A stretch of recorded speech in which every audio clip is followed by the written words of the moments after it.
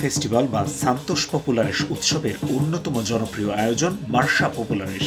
Saint Anthony উৎসবের এই আয়োজনের জন্য সারা বছর অপেক্ষায় থাকে পুরো পর্তুগাল। 12 জুন সন্ধ্যায় পর্তুগালের বিশেষ এই প্যারেড উপভোগ করতে লিসবনের এভিনিদা লিবার্দাদের দুপাশে ঢল নামে লাখো দর্শনার্থী। লিসবনের বিভিন্ন মহল্লা প্রদর্শনীর মাধ্যমে তুলে ধরে তাদের দীর্ঘ সময়ের সাংস্কৃতিক ঐতিহ্য।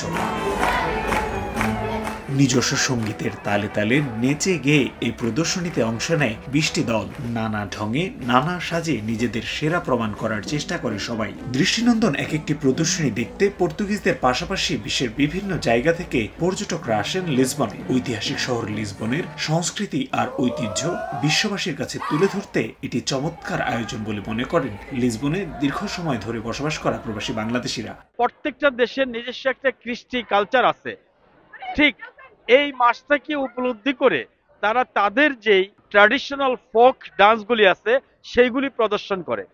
নগদে 500 টাকা বা তার বেশি পেমেন্টে পেতে পারেন ঢাকায় জমিসহ 20 কোটি টাকার পুরস্কার।